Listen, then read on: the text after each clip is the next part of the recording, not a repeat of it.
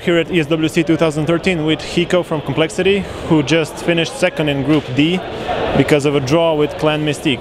But before we get to that, let's start with the LGB match, which was anything but an easy one. Tell us more about it. We didn't really know what to expect. We've seen some of their games online recently, and they looked like a really good team. And we just came in thinking they were going to be good, and they were pretty good. We were pretty close there to almost losing. And a team like when we play American teams, they don't play like the European teams at all. So, without having a boot camp for this tournament, I'm happy with the results we had so far, and I hope that we can keep winning at least from tomorrow. There was some trash talking in that match. Can you elaborate a little bit on that? Not to go too far into it, but when we were online, those guys would join our servers. So there's a surf server we would go in, and they would always join like trolling, like, "Oh, we're gonna send you home. We're gonna kick your asses when we get to see you on land." So there's definitely kind of a little grudge between both of us. That's pretty much it. It's all about competition. It's all part of the game. So that's really all it is. All right. So the last match was about to decide who's going to be the top seed in the group. But looking at the other groups, it wasn't really certain if that's a good thing for you to win or not. How did your team come into that match? We wanted to win, obviously. We would never just throw a match like that. Obviously, if we got a first place seed, we had a chance to play Very Games. If we had a second place seed, we had a chance to play NIP. So, unlucky for us, we picked NIP instead of any of the other teams. But we would have had to play them anyway. If we're coming here to win, we want to place first. So we would have had to beat NIP anyway, whether it's now or later. So we'll play them earlier. So as you mentioned, you're going to be playing NIP in the playoffs.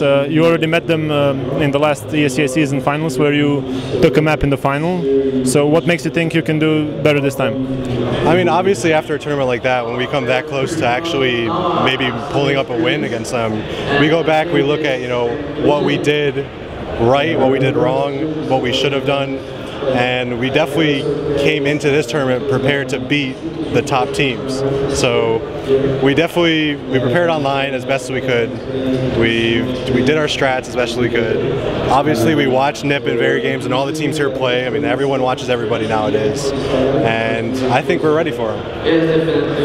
Right now, certain teams in Europe have rose against playing the new Mirage and the new Train versions, and this tournament shown that they're actually picking them less from now on, because we've only seen one Mirage and one Train so far.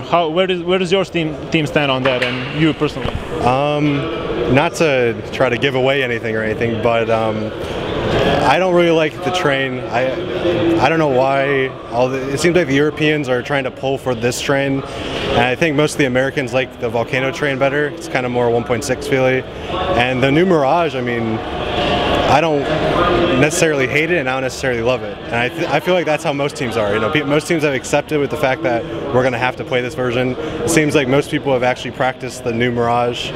So, I'm not particularly a fan, but I'm not going to say I hate it. So speaking of you personally, you have a role in your team similar to the one GetRight has in NIP. How do you prepare for that role? What do you study GetRight maybe? Are you GetRight 2 or Hiko 1? I think anybody in the lurker role definitely looks at what GetRight does, and for me personally, I don't make as many risks as GetRight does. I think I'm a more passive GetRight, and so maybe I'm a Hiko 1, as you said. And to prepare, I just have to use my brain. That's all it is. Most of the time, I'm often the other side of the map doing my own thing, and against these teams today, I felt like I was doing a pretty good job at it. And when we were playing NIP at ESCA last season, it's always like GetRight's alive, he's always in the back. And that's probably the main thing that you don't want to fall into as a lurker, following GetRight, because once you start doing that, everybody knows you're going to be where you are. So you have to prepare, you have to kind of play some mind games on the team, you have to be able to fake, and I like it. It's a lot of fun, this game. You started your ESWC season pretty badly this time with 2 losses to teams you shouldn't be losing to. Was that like a wake-up call for you before such a big tournament, or is it just a show of bad form? I don't think it was necessarily. It was definitely a wake-up call, and it was definitely some bad form. But there's some factors that come in when we play online in America. Like, I know for both of the matches, one of the matches we lost, I had 100 ping.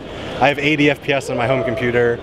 And the first match we played, we got DDoS, which didn't really make that big of a difference. But you know, when you're playing online and you're getting DDoS attacked, it's kind of annoying. We made some mistakes. We weren't really on the same page, and we tried to fix that for this tournament. So I'm confident we won't make the same mistakes we made last time, at least online. And I feel like on LAN we play more as a team better. So speaking of LAN, you're going to be absent from the States pretty long time this month. You're going to MSI Beat It in China and then to DreamHack. Do you have some goal that you don't want to go back home without? I mean, I would love to be able to win all 3. If we could win all 3 and bring the title back for America, that would be amazing for me. There's the goal right there. That's what I want to see. That's what I'm shooting for. All right, so that's it from me. Do you have anything you want to add at the end? Yeah, I want to give a shout out to Complexity, our sponsors, you know, all the fans, everyone who supports us. Shout out to America. I know most of the Americans support us, and we really appreciate it. And yeah, that's it. Thanks for the interview. Thank you.